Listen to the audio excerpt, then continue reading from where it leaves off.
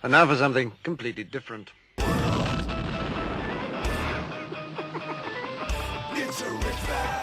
Forget everything you've been told by others before. Get ready for the real deal, the full story. Real talk about money, markets, life. Now, it's The Real Investment Show with Lance Roberts, presented by RIA Advisors. And good morning and welcome to the show this morning. Of course, it's Monday as we get into the second week of November already. I'll tell you what, Thanksgiving right around the corner. Black Friday started 2 months ago. Poll out this morning asking, have you started your Christmas shopping yet? Only 18% of people said that they've actually started their Christmas shopping. Still, a very, very large majority of people have said, I haven't started yet. You're too late. It's already over with. Christmas shopping should be done. No, this is going to be a bit of a problem this year, and this is one thing that everybody's kind of looking at right now is the supply chain disruptions, of course, that we've been talking about now for a while. And it was interesting, Joe Biden made a comment on Friday, I believe it was, saying, well, that the average person, if you sat at a restaurant and asked the person next to you about what a supply chain disruption was, they wouldn't know what you're talking about. He's very wrong on this. People get it. People understand what's happening here. And if you're in any business, involved in any business at all that buys, sells, or ships products, you're having a hard time getting a hold of stuff. And this is a big problem coming out of the port of Long Beach, California. There are more than 500,000 containers waiting to be offloaded onto the port. Simply cannot get those containers out. Not enough truckers. There's a whole variety of reasons of backlogs. But this is going to weigh on the Christmas season. A couple of points on this, right? I mean, prices are going to be higher for the things that you want for sure. And of course, just being able to get stuff that you may want may be problematic. So again, this is going to be one of those things where we'll see how this plays out. But over the course of the next couple of months, we could certainly see some real problems here on the retail front as we get into the end of the year. Again, we're moving into some of the biggest holiday shopping season of the year. Of course, Halloween right up there at the top in terms of shopping. Thanksgiving right around the corner. And of course, my wife put up Christmas lights this weekend, so she's very excited now. But she's very upset at the same time, Brent. Why is this? Well, she ordered another Christmas tree for the house. Another Christmas tree? Another Christmas tree. Now, what's the total at this point? Well, no. She was replacing an old Christmas tree. So she ordered a new Christmas tree, and she ordered a 6.5-foot, white Christmas tree. Showed up at the house. She set it up. She goes, honey? And I said, yes, babe. She says, this tree's not big enough. We need another one. And I'm like, what do you mean you need another one? And she's like, well, we need to put, we'll have one on one side of the fireplace and one on the other. And I'm like, no, we're not. Send that one back. No, wait, you got to hear the story. I go, send that one back and get you a taller tree. Yeah. Right? Yeah. She's like, yeah, but that's so much work to box it back up, then have to drive it down. I could just buy another tree. I'm like, no, one tree is all you get. So needless to say, I slept on the couch this weekend, but we're only getting another tree. So the saga of Christmas trees in my household. I will take a picture of it when it's all done, and I will post it. Yeah. This is kind of an annual event on our Twitter page, is my wife's Christmas tree. She does do a very good job of decorating trees, so I will give her that. But we are battling over one tree. So and you'll be sleep deprived for the rest of the month. Now, she's not listening this morning, I don't think. So I am waiting for her to give me the excuses that we're going to have to get another Christmas tree because of order backlog. She can't get the bigger one, right? Supply chain disruptions, they're completely sold out. Sounds valid. Of the bigger trees. Yeah. So we'll see what happens. Good luck, Lance. Okay, a couple of quick things this morning. We're going to get into on the show talking about the infrastructure bill that was passed over the weekend. Now, this was the original infrastructure $1.2 trillion package that was using some leftover money from COVID spending. Now, ladies and gentlemen, let me just clear something up for you. Reusing money that was not spent to start with does not mean it's free money. It was still money issued on debt. So this is still money that's got to be paid back. It was not money that just magically showed up out of tax revenue collection, etc., or a budget any stretch of the imagination. So this idea of when they say, well, it's all paid for because, well, we're just basically having $500 million in new spending, which has to come from debt also, by the way, that is really it. But again, we're going to go through what's in that bill this morning. There is a lot of garbage in that bill that just got passed, not surprisingly, of course, and really nothing for down the road for actually good, cheap, clean, efficient energy. None of that in that bill as well, which is probably one of the things that we should have been focusing on. But we'll get into that bill this morning a bit, talk more about the markets. But in this weekend's newsletter, if you go to the website, realinvestmentadvice.com, click on the newsletter link at the top. We ask a simple question this weekend. Did the Federal Reserve just set the stock market up for a crash? That we go through the analysis. Look, markets right now, very, very extended. In fact, we're now 3 standard deviations above the 50-day moving average. That is stretching a rubber band as far as you can stretch it and then trying to pull it a little bit more. Now, either eventually you have to relax the rubber band or it breaks. That's all it means. Just means the markets are very, very stretched in the short term. Option speculation at all-time highs. The number of people buying put options. Now, these are people betting on a stock market crash, right? Or some type of decline in the market, and they want to buy put options to hedge their portfolio, their positions. That's at a record low. People are not afraid of a correction at all at this point. But we're about to move into the 3 weeks of the year where a correction typically happens. Now, that doesn't mean the market's going to be down 10%. Right. No, it's just we're going to get, the market is going to pull back probably towards the 50-day moving average. That's going to be about a 3 to 4% correction. That will align with the fact, as we talked about last week, mutual funds are getting ready to make their annual distributions. That's going to put some selling pressure on the markets. So again, not surprising about that. We did also trigger our money flow sell signal on Friday as well. That suggests that downside pressure is building in the market. Doesn't mean, again, that you're going to have a major correction. Nothing to worry about here, but doing a little bit of profit taking here. Stocks that have had huge runs as of late may want to sell a little bit. Just trim it back to, if you had an original position in your portfolio of 2% and it's now 2.5% or 3%, just trim it back to 2%. Go back to your original weight. It can grow again. And one thing we'll be doing here on the show in the next few days, maybe, or next week, we're going to do a piece talking about tending the garden. I do this about once a year, talking about how to manage your portfolio like tending a garden. We'll go through that, but there's a lot of similarities between portfolio risk management and gardening, and this is one of those processes. Now, the good news here is the MACD is still positive at this point, and again, until you get a confirmation between the money flow sell signal and the MACD, not a tremendous amount to worry about, but the MACD is extremely extended here and beginning to narrow, and this suggests that we're likely to get a MACD sell signal within the next couple of weeks. If we do, and we get an alignment of the money flow signal and the MACD, and I know this is a lot of technical mumbo jumbo, particularly if you're in your car right now and can't see the screen. All it suggests is that there's real risk rising here. And from a technical basis, we're just in that position in the markets that suggests you're going to get a pullback here. So again, nothing to worry about here. You don't go sell everything to the cash, but this is a great time to go in, start lifting a little bit of profit out, raising a little bit of cash. Why is that important? Well, if I have a little bit of cash raised, if I trim back a position and I have some cash, when the market does correct, guess what I can do with that cash? I can buy some stuff cheaper. If I don't sell anything, I don't have any cash to buy with. So I miss opportunities when they come along in the market. So, investors do a really great thing about buying stocks. They're terrible at selling them. And in fact, I did an interview with Charles Payne on Fox Business on Friday talking about this very same thing.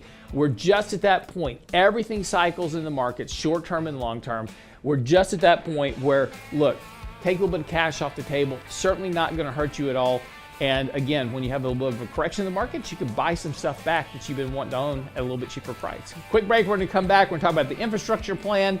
We've got to get into Elon Musk's sell of 10% of his stock and his Twitter idea. This is a great idea. We'll talk about it when we come back from the break. Don't go away. Get daily investment news you can use, delivered at the speed of the internet. We're putting 2021 behind us. and getting ready for 2022. Be prepared with Lance Roberts' year-end economic outlook in our next Candid Coffee, Saturday, November 13th. From taxes to interest rates and market, we'll share insights from Richard Rosso, Danny Ratliff, and special guest barista Lance Roberts. Saturday, November 13th. Register now at realinvestmentadvice.com. Candid Coffee with Ratliff, Rosso, and Roberts. Realinvestmentadvice.com. Do you know what you don't know when hiring and retaining quality employees? Compensation is more than just wages. It's personal time off, the vacation days, healthcare benefits, a 401k. Do you know what's important to them? Hi, I'm Tom Allen, RIA Advisors Retirement Plan Consultant. Let us show you how to make the most of an affordable, effective package that will deliver true value for your business and your employees. Call me toll-free at 855-RIA-PLAN or online at realinvestmentadvice.com. Hi, Lance Roberts here. If you're like most people, your 401k plan represents the bulk of your retirement assets. And unfortunately for many, managing your 401k plan can be difficult. There's so many choices, so many things to consider. With just a quick email, a couple of questions, you can put RIA advisors to work for you managing your 401k plan. Get started right now at the website, realinvestmentadvice.com, or simply call our toll-free number, 855-RIA-PLAN, simply online at realinvestmentadvice.com. And now, another page from the Real Investment Advisors Investing Manifesto. Manage risk and volatility rather than trying to manage gains. You don't have to be right all the time. Long-term investing success is a 70% gain. Let us help you reach your financial goals with RIA Advisors. Neither bull nor bear. RIA Advisors, 281-501-1791 or online at realinvestmentadvice.com. The Real Investment Show.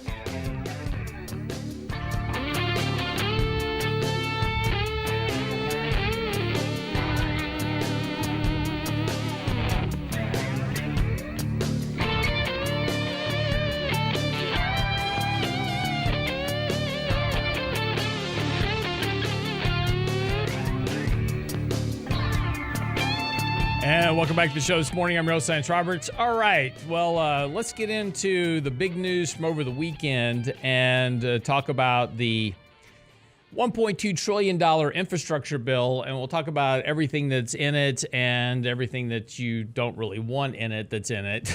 And this is always the problem with these bills. We need to go back in history here for just 1 second and talk about how government used to be run. And I know this is passé, and we're never going to go back to doing government this way because it's obviously smart and efficient to do it the way we used to do it.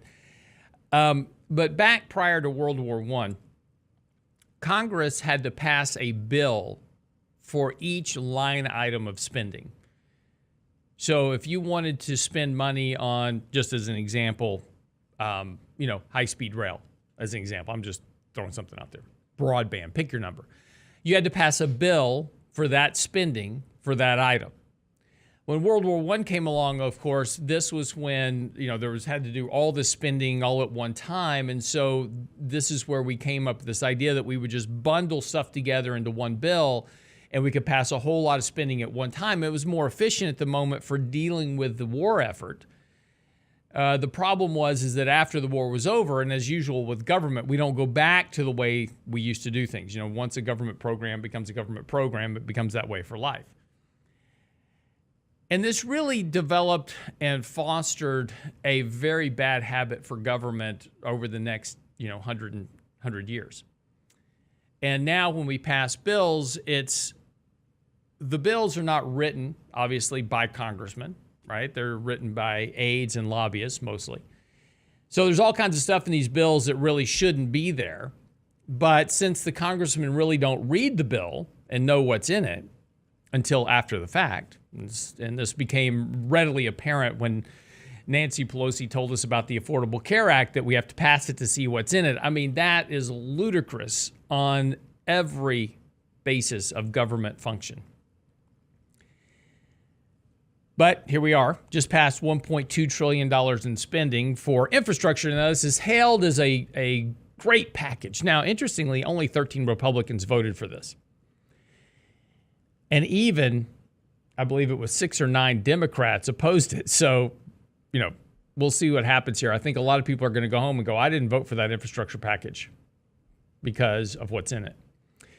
But let's talk about this. Now, again, this is the way they're spending at this point. It's only $550 billion in new spending, right? Because we're going to use some of the old leftover COVID relief money that was issued with debt. And we're only going to add $550 million to that to pay for this $1.2 trillion. So this thing's almost paid for. No, you still borrowed the money. Just because I borrowed money and then went back to the bank and borrowed more money, you still owe all the money. Okay? You just owe more of it now. So nothing's actually paid for in this bill, and most of it will not pay for itself. And look, let's go back to one other piece of conversation that we've had numerous times on the show. In order for deficit spending to be productive, it has to pay for itself, right? So if I borrow money to go build a business, then the business can pay back through its cash flows and revenues that debt. That's a productive use of debt. If I borrow money to buy groceries and then I eat the groceries, that's great, except now that I have no way to pay back the debt. Government spending, when done on a deficit format, should be done in a productive manner. In other words, each item that you invest into using debt should have an ability to pay itself back through some form of revenue. We used to do this. We used to borrow money to build things like the Hoover Dam. We borrowed the money, the fees and revenue that the dam collects from providing electricity to citizens through taxes pays for the debt. And it has not only paid off that debt over the decades, it has become a hugely profitable investment. That's great. We need more of that stuff. Tennessee River Valley Authority, so forth and so on. Nowadays, though, we spend things on things that don't make money, like Amtrak. Amtrak has never made money. It's a black hole of transportation, yet we keep throwing more and more money at it, hoping someday that it'll actually become profitable. It won't. But anyway, before I run out of time for the segment, let's drill down into what's a bill. Roads and bridges. So, of course, 2,700 page bill. Who actually read it? That total would be zero. Roads and bridges, $110 billion of funds going to improve the nation's roads and bridges. Look, I don't really have a problem with that. That needs to be done. And as we've talked about before, the U.S. government only has the two functions of government. Two, national security and infrastructure. That's it. Education, energy, all the other nonsense belongs to the states. Constitutionally, infrastructure, security. So, roads and bridges, I'm with you. $110 billion, need to do it. Public transit. This package includes the largest ever federal investment into public transit, $39 billion to modernize systems, including access for elderly people with disabilities, and repair more than 24,000 buses, 5,000 rail cars, and thousands of miles of rail tracks. Okay. Transportation, okay. Amtrak, not okay. Since 50 years ago when Amtrak was created, it's never made money. We're just throwing another $66 billion into it, which is an annual boondoggle for Amtrak. Broadband internet, tacking on to the billions that were already authorized last year by the American Rescue Plan. Infrastructure bill includes $65 billion to bolster broadband. Ladies and gentlemen, why is the government putting $65 billion into broadband? That's a private company situation. Verizon, AT&T, they're the ones that can lay the pipe. They have the revenues, and they're the ones that are responsible pretty much for running the broadband service that you pay for. That should be a private investment, not paid for by government.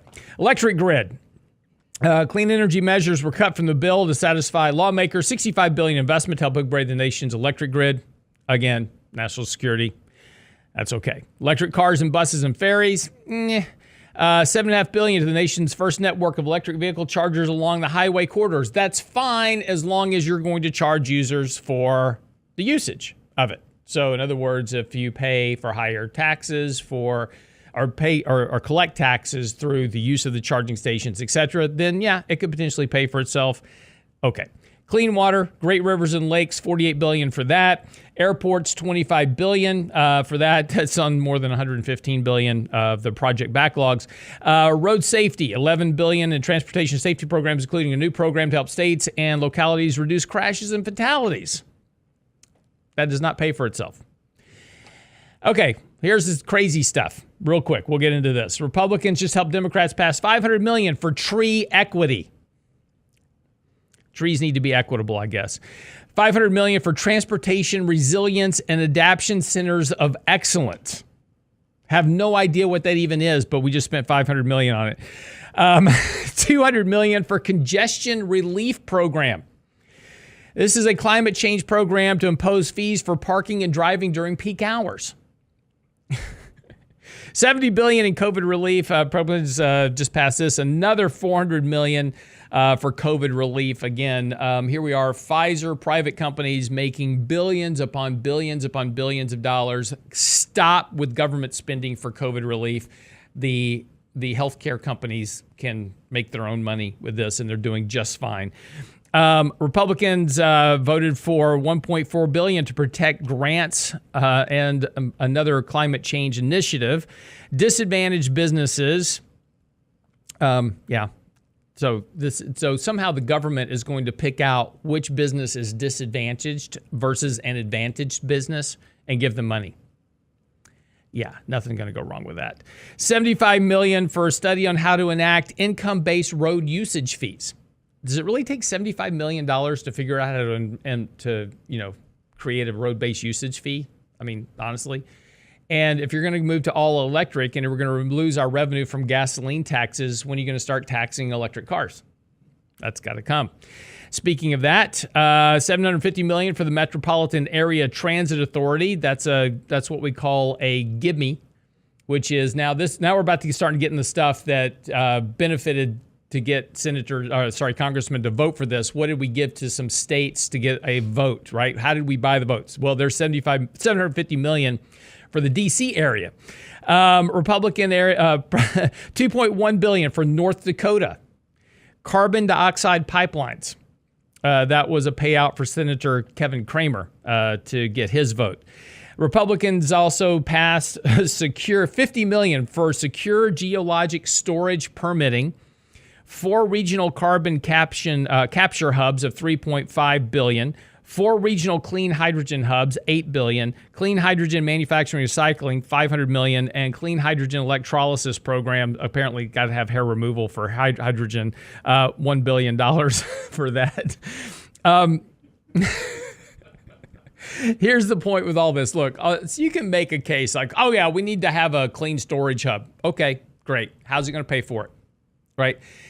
Again, we go back to this whole idea that deficit spending, in order to be productive, in order to create economic growth, has to pay for itself. The vast majority of the $1.2 trillion is what we call non-productive investment. It does not pay back for itself. And ultimately, that additional debt and the interest service on the debt leads to slower economic growth. And in this case, because of passing the bill now, when you already have spiking rates of inflation, this additional input into the economy of this capital is going to lead to further inflation. Now, the question is this going to be a massive boost to the economy? Absolutely not. $1.2 trillion is $120 billion a year over 10 years.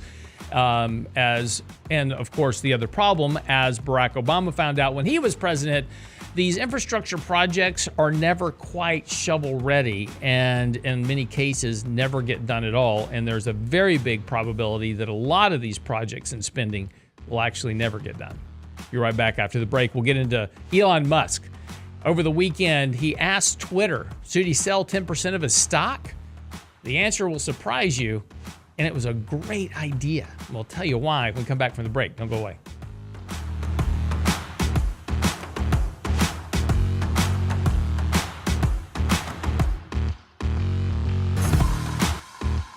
The Real Investment Advice blog. It's required reading for the informed investor. Catch it today at realinvestmentadvice.com. We're putting 2021 behind us and getting ready for 2022. Be prepared with Lance Roberts' year-end economic outlook in our next Candid Coffee, Saturday, November 13th. From taxes to interest rates and market, we'll share insights from Richard Rosso, Danny Ratliff, and special guest barista Lance Roberts. Saturday, November 13th. Register now at realinvestmentadvice.com. Candid Coffee with Ratliff, Rosso, and Roberts. realinvestmentadvice.com. Have the market's gyrations made you nervous? If so, it's because you have more risk in your portfolio than you realize. It's time to reevaluate your long-term investing strategy with RIA Advisors. Our disciplined approach can help eliminate unnecessary risk. We do that by having both a buy and sell discipline. Does your advisor do that? If you think it's time to work with an advisor who puts your interests first, it's time for real investment advice. RIA Advisors, 855-RIA-PLAN, RIAadvisors.com. And now, another page from the Real Investment Advisors Investing Manifesto. A passive investment portfolio requires active risk management. It's not a choice, it's necessity. Diversification doesn't protect against risk of loss. Let us actively help you reach your financial goals with RIA Advisors. Neither bull nor bear. RIA Advisors, 281-501-1791 or online at realinvestmentadvice.com. Can't catch the whole show now? Listen to our podcast later at realinvestmentadvice.com. You know that we've gotten to the peak mania point when you see everybody rushing out now to do a SPAC, special purpose acquisition vehicles. A-Rod has come out with his own SPAC. Colin Kaepernick has one. Shaquille O'Neal has one. A new one out this morning. Climate change crisis is real. You want to raise money for a cause? Listen to the Real Investment Show podcast from your favorite service. Start a SPAC. Same show, your schedule at realinvestmentadvice.com. Small businesses are discovering that attracting and retaining top talent come down to more than just salary. In today's highly competitive job market, compensation is more than just wages. Hi, I'm Tom Allen, RIA Advisors Retirement Plan Consultant. Healthcare and retirement plans can make the difference in hiring and retaining the best employees. We can show you how to build an affordable, effective employment package that delivers true value for your workers and your business. Call me toll-free at 855-RIA-PLAN or online at realinvestmentadvice.com.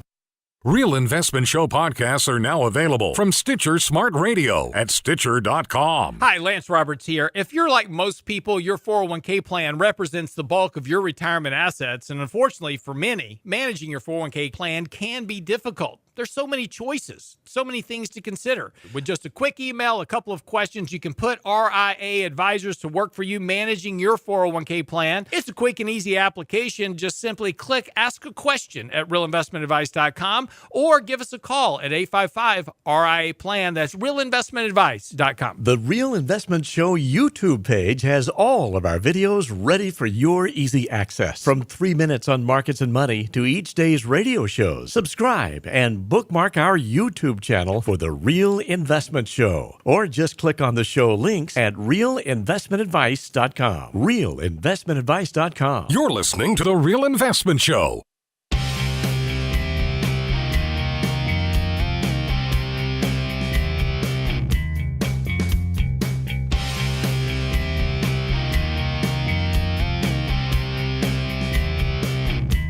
So over the weekend, I read an interesting article that NASA has not watched the movie Armageddon yet. Did you hear about this? I've heard about the movie. Okay, you've heard about the movie. I've heard about NASA. Okay. But I did not know they hadn't watched it. Okay, they haven't watched it apparently because in the movie Armageddon, right, this massive asteroid's heading towards Earth, and one of the ideas was just to shoot a missile at it, and that would deflect the asteroid from hitting Earth, and of course, it just doesn't work that way depending on the size and the speed of the asteroid. Well, NASA apparently didn't watch all the really good science that Michael Mann put behind Armageddon. Oh yeah, right? Yeah. Yeah. So good science. Good science. Yeah. Top experts there. Big math. But so over the weekend, NASA announced that they're going to launch a satellite at an asteroid to see if they can deflect it off its path, just to test it out. This is going to be part of a new experiment to see if we can improve Earth's defenses against asteroids. Yeah, we're going to launch satellites at asteroids. And how much does that satellite cost? I don't know, but if the asteroid tracks off its course, it ain't an asteroid, right? Or if it dodges. If it does what I mean. If it suddenly dodges the asteroid, it ain't an asteroid. Yeah, it's Transformers. They're coming anyway.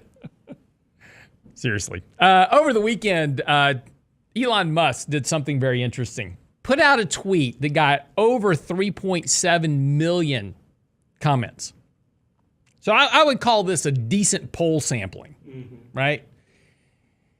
He puts out a 2-question tweet. He says, he says, much is made, let me just read you the tweet. I'm going to tell you why this is brilliant on his part.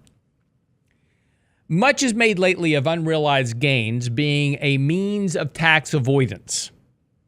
Okay, now what's he talking about? If you've been on some other planet as of late, the Democrats have been trying to push through a bill to tax the wealthy.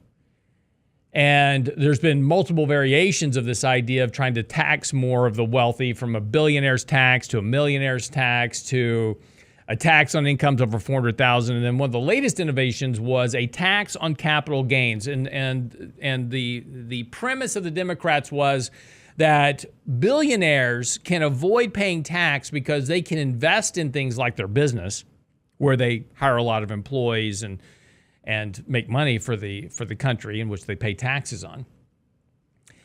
That they can avoid paying tax because they don't ever have to sell their holdings, so they can just have this tax-free appreciation in their investment without ever having to pay any taxes. So we're going to start charging them taxes on their gains every year. So if you have an unrealized gain in 2022 on your Tesla stock, you would have to pay a tax on that unrealized gain. Now, there's a lot of bad things that come out of that idea. And one of that is going to be a much more volatile stock market, because if there's no benefit of holding long term to avoid paying taxes, it's a problem for the markets. But why was this smart for Elon? Well, look, Tesla stock is now $1,200 a share. It is more than 50% in terms of market capitalization of the entire auto industry. It is bigger in terms of market capitalization than every other automaker combined. Valuation is certainly a problem. However, if Elon Musk just went out there and started selling his shares of stocks, what would people think, right? Have you lost faith in your own company? Is that why you're out selling shares? I mean, there's a whole group of investors that simply track insider buys and sells, right? If insiders are buying shares of the company, must mean they believe in the company. If they're selling shares of the company, might be a problem. So if Elon Musk just went out there and said, hey, and just sold his shares of his company and then filed his 13F, which is the form he has to file with the Securities and Exchange Commission, and all of a sudden that showed up on the insider selling list that Elon Musk had sold 10% of his stake, might not be so good for the company. Might spook a lot of investors to start selling their shares. So how could you get around that? How could you get into a position to where your company is vastly overvalued? This is as good as it gets on many fronts for Tesla. All right? Massive amount of competition coming. Cadillac, Ford, Porsche, BMW, everybody's coming out with new electric vehicles, right? Competition's about to get very hot and heated for consumers. There's only so many consumers, and there's plenty of electric vehicles coming to market that's going to eat into market share ultimately. So if I'm Elon Musk, I'm sitting there going, I am really stinking rich here. Maybe I should sell some of this stock, because as long as it's in the stock, I don't actually have cash. Yes, on paper, I am the richest man in the world. I'm even richer than Jeff Bezos at this point. But unless I sell some shares, that's just on paper. I don't have any actual money to spend. So how do I convert those shares into actual cash wealth that I can take with me? I have to sell some shares. But how do I do that without losing faith of my investor legions that idolize me? How do I sell my shares without destroying their trust and their faith? Well, I do that by a very carefully crafted tweet message. Let me read it again for you. Much is made lately of unrealized capital gains being a means of tax avoidance. So I propose selling 10% of my Tesla stock. Tell me how you feel about it. Yes or no? Now, he followed this up with a couple of other tweets behind that saying, the only way that I can pay the tax is I have to sell some shares. Basically alluding to the fact what I told you, he's paper rich and cash poor, quote unquote. That's not really true. But his point was, if I'm going to sell $20 billion worth of stock, which is 10% of his shares, I've got to sell that stock in order to pay the capital gains tax. In other words, if Congress passed this bill to charge capital gains, he didn't have the cash to pay for the capital gains. He needed to sell some shares. So he went to the market to say, hey, what do y'all think about it? 57.9%. Oh, and he also said that no matter what the poll said, he would abide by the poll. Okay, this is also important. So if the poll came out and the vast majority of people said don't sell shares, he would not sell his shares. However, the poll came out, 57.9% said yes, sell your shares. 42.1% said no. This morning, the stock is down 5%. Not surprising, right? Because he's going to sell 10% of his holdings. That's $20 billion worth of stock. That is no small amount. Brilliant move on Elon Musk because, again, now he has avoided the whole insider selling situation to where he potentially sells shares and undermines the faith of other holders. He's now gotten their approval. He's gotten 57.9% of 3.7 million people out there on Twitter that follow him saying, yeah, go ahead and sell it. He has made a public announcement he's selling his shares. Yeah, the stock's down this morning because of it.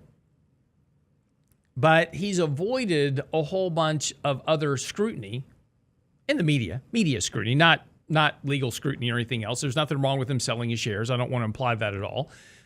But if he had sold his shares, of course, there'd be a massive amount of media scrutiny. Why was Elon Musk selling his shares? Does he think something's wrong with the company? What, things sales going to be weak? Is that what he's trying to tell us? Everybody be speculating on what the problem was. Now you don't have to. He's simply selling his shares to, avoid a capital gains tax that has not been passed. Genius. I have to admit, smarter than I thought he was. He's a cagey one, isn't he? He's a cagey one. He is. But nonetheless, he said, and like I said, he says, note, I do not take a cash salary. This is part of his tweet. Note, I do not take a cash salary or bonus from anywhere. I only have stock. Thus, the only way for me to pay taxes personally is to sell stock. So there you go. It was noted on Monday morning that Tesla sold 54,391 China-made vehicles in October and exported 40,000 units this month. That was according to the Chinese Passenger Car Association. 13,725 of those vehicles were sold by Tesla in China.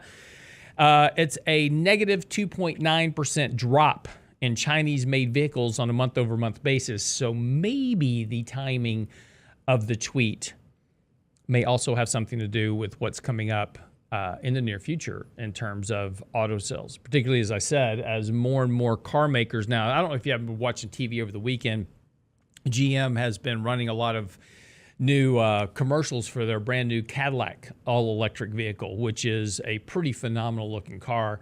And, hybrids. And in fact, Ford is now launching a brand new hybrid mid-size pickup truck, kind of bringing back the old Ford Ranger, which is actually getting a lot of traction with female drivers. They like this little smaller pickup truck. So they say, women don't drive trucks. You might be wrong. But the new Ford, the new Ford mid-size truck is also making it. Of course, also Ford has the all-electric Mustang, the all-electric Ford Lightning, the Porsche Taycan. VW has been doing a lot of advertising for their new all-electric ID4. So again, lots of competition coming to the markets in electric vehicles, and the questions will be, of course, who gets the market share? This is going to be a market share battle ultimately. And Tesla really has the most to lose at this point. So, be right back after the break. We'll wrap up the show. Talk a little bit about markets, your money, some other stuff. Be right back.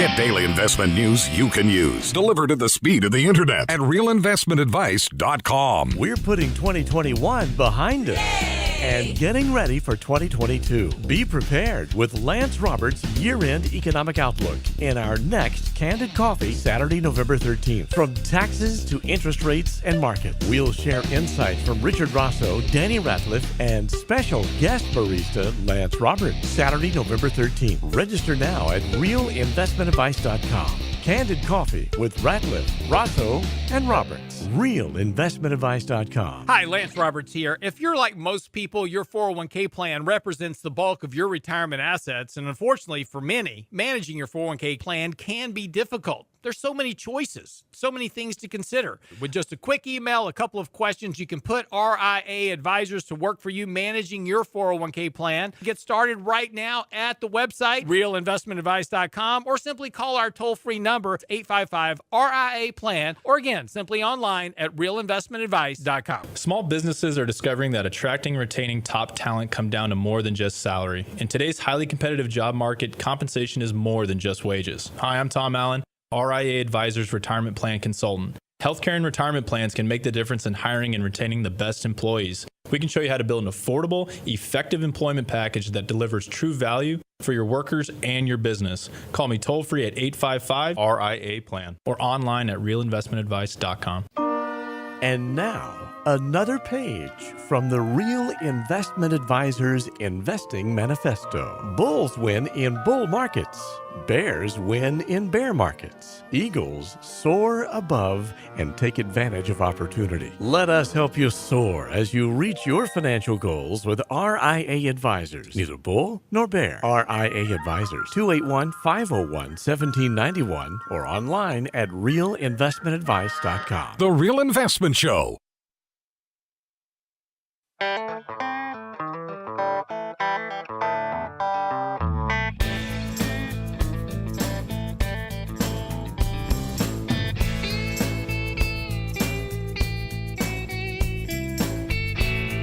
And welcome back to the show this morning. I'm your host, Lance Roberts. Brent Clanton, of course, driving our Length Challenge bus as we move into the middle of November. Man, month is ticking. This year has just gone by so fast. I thought 2020 went by fast with the whole pandemic shutdown thing. Mm-hmm. Yeah. Either that or I'm just speeding towards death, one of the two. So It's like 6.5 weeks to the end of the year. I know. It's crazy. Yeah. It's crazy. My son turned 18 last week. So Congratulations. I know. He's almost off the payroll. Just one more semester of high school. Done. And we're right in the we're in the midst of the whole college throws thing. It's the big thing. So our 18-year-old daughter's getting ready to go to Texas Tech, and so my son's still got like 5 applications out. So we'll see which he's waiting responses from all those. But just curious, not to interrupt, but I did. How far back did you guys do the FAFSA for him? Right around the beginning of October. Okay. Yeah. Yeah. So the FAFSA webinar we had was 3 weeks too late for us. Thanks a lot, Chris. Little tips in there would have been helpful a month earlier. But if you didn't see it, that webinar is on our website, right? Yeah. Yeah. So we do have if you go to our website, our YouTube channel, when we did a webinar with Chris Liebem here recently talking about FAFSA, which is the college financial aid application. So some tricks and tips for filing out your college financial aid application. So anyway, yeah. But we digress. I know we digress. Yeah. But the point is end of the year is fast approaching. Of course, that means a couple of things, as we talked about at the beginning of the show. Mutual funds getting ready to distribute their capital gains for the year. And what that means is that since mutual fund managers, okay, so first of all, if I run a mutual fund of any type, generally the investment policy requires me to have virtually all my money invested. I can maybe hold 5% cash, but that's about the limit of how much cash I can hold. So given the run in the market this year, a lot of managers are really, really allocated. In other words, they have very little cash on hand in their mutual funds because they're trying to eke out as much return out of the market as they can get. So in order to, and at the end of every year, they have to distribute out their capital gains for the year, if they have them, their interest and dividend income from their funds. And you can get those through a few different measures. One, as we always recommend, you should take that in cash. You should not take it in additional shares. And the reason for taking it in cash is you can always buy more shares in the fund if you want, but if you have the cash coming in, you can either hold the cash for safety reasons or use it for some other investment, et cetera. But dividend reinvesting has some drawbacks. We'll get into that on another show down the road. But they've got to make those distributions. So you can either get your distributions in the form of cash or in shares of the company. Now, let me tell you something, because I get this email every year. Every year I get bombarded about this time of year. In the next couple of weeks, I'm about to start getting, hundreds of emails from people going, I don't understand what just happened with my mutual fund. I woke up this morning and the fund's down $1, right? Or whatever it is. That's the distribution. Now, what'll happen is you're going to wake up one morning in the next few weeks, if you own mutual funds, you're going to wake up and there's going to be a very sharp price decline in your fund. And you're going to show a big red tick on your statement that day, right? You're going to say, man, what happened, right? I mean, my mutual fund's down, a full point or a point and a half, whatever it is. There's this big drop in the mutual fund. What, you're going to be searching news everywhere, and there's no news. I can't figure out what's going on. Why is my fund down? This is where I start getting emails. That's the distribution. Now, in a couple of days, you're either going to get, depending on how that you have elected to choose your distributions, if you have chosen your distributions to come in cash, you're going to have a cash deposit into your account in a couple of days, and your account balance will go back to normal. Or in a couple of days, you will get more shares of the fund if you're doing dividend reinvestment.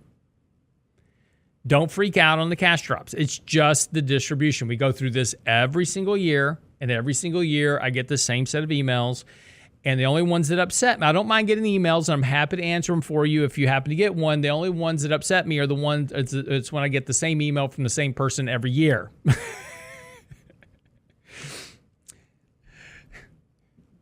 Eventually, you should learn. This is how this works.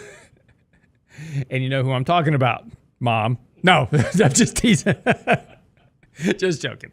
Anyway, so, yeah, that's coming up. Now, when those distributions occur, again, we have a market that is very overbought, very extended, as I said at the opening segment. When we get into mutual fund distributions, that is going to put some downside pressure on stock prices. So just be aware we could have a little bit of a correction here over the next couple of weeks as we go through that distribution period. One other thing here, there was this, Brent gave me an article this morning, on my note page, Wall Street permanently changed by meme stocks. Now, this has been one of the topics of conversation this year. Stocks like AMC and GameStop and a lot of these SPACs that have been come out. What we've seen here is these retail traders, pile into these stocks and they run them up and force a short squeeze in the markets. And they think they're very smart. And they think that they've got the tiger by the tail at this point. Let me just assure you they don't. Let me read to you a little clip from this article. It was on Yahoo Finance this morning. The meme stock phenomenon may have been considered a fad by some, but its longevity is proof that it's here to stay. That is said by one prominent retail trader. Here's his quote. It really feels like the foundation of Wall Street and how stocks are interpreted, viewed, and how people make their decisions. It almost feels like it's prominently changed. It seems like we're seeing Wall Street shift before our very eyes. Now, this is by a guy named Matt Kors, who's probably all of 14 years old. He may be a little older than that, but when you're my age, everybody looks 14, if you're under the age of 30. So here's my point, though, about this. I'm seeing a lot of articles being written by people that have never been through a bear market. And look, it's understandable. This bull market started in 2009. And there's a whole rash of investors that came to the market in 2010, 11, and 12 that they were coming of age. They were becoming of investment age at 18, 19, 20 in that time frame, and they were starting to put money to work in the markets, and they've seen nothing but a rising bull market. And of course, since the lockdown of the economy and floods of liquidity and money being sent directly to households, we saw a lot of those young individuals that didn't have money to invest previously. All of a sudden, they've got a $1,400 check, and they can open up a Robinhood account and log on to Wall Street Reddit bets, and now they're trading stocks for a living. Ladies and gentlemen, I have seen this more times than I can count in my career over the last 30 years. And yes, I am old. I am a boomer. And yes, they say that boomers don't get it. Yes, we get it. We just know that how this ends, right? We've seen this before. And no, retail traders have not figured out how to best Wall Street. Maybe for the moment they have. And this occurs from time to time. There are points in history, go back to 1999, we saw a lot of the same things. Looked like retail traders had the tiger by the tail in 1999, even early 2000. People were loading up on getting a computer and going to some, off-site center where they could sit down and day trade all day. They thought they had it made. And then the market crashed. And by the time the market crash was over, they didn't exist anymore. Wall Street wins this game, right? Look, I don't care what you want to call yourself. You can call yourself an investor all day long. You're not an investor. You're a speculator. All you're doing is buying shares of stock at one price and you're hoping to sell them at another. You don't have any input into the business. You've got no control over the board of directors. You can't influence what products they sell or what they do with their money. All you can do is try to ride the stock price. That's speculation, pure and simple. You're not an investor. The average hold time for stocks is less than 6 months. You are not an investor. You're a speculator. And as such, you need to understand the dynamics of the speculation game. And in the dynamics of a speculation game, the house always wins. Because Wall Street, in this case, as opposed to Las Vegas, where the house sets the odds and controls the games, in Wall Street controls the flow of capital. And at some point, guys who are a whole lot smarter than you are going to figure out a way to take your money away from you because they always do. That's what they do. That is their job. This is what people tend to forget. So all these young investors trading options, as an example, they forget that there is somebody on the other side of that trade that is hedging risk. And at some point, something goes wrong and you lose all your money and they take it from you. That's their job. They are risk managers. They are hedgers. That's what they do in terms of option contracts, etc. There's always another side to every bet. The problem for the young retail investor is that they've never seen a bear market. They really don't know what happens during a bear market. They don't understand that over a very long period of time, over the course of months, nothing works. And you wind up losing a whole lot of capital. When you see articles like this, where you have a young guy saying, oh, retail traders have now conquered Wall Street, I would argue two things with you. One, this is a good sign you're probably getting fairly close to a peak in the market. And two, the long-term game always resides with the house, not the speculator. Just remember what side of the investment coin you're on. Wrap up the show for the day. Get by our website. Our new article is out talking about the Fed's naivete, as they say in France, of the laws of physics and the financial markets. That's on the website now. Of course, our latest newsletter, Did the Fed Just Set the Market Up for Crash? Also on the website as well. That's all at realinvestmentadvice.com. Realinvestmentadvice.com. Simply go there, get our blogs, newsletter, send us emails. Let us know what we can do to help you, and sign up for this weekend's Candid Coffee, where I'm going to be hanging out with Danny and Richard talking about markets. See you there.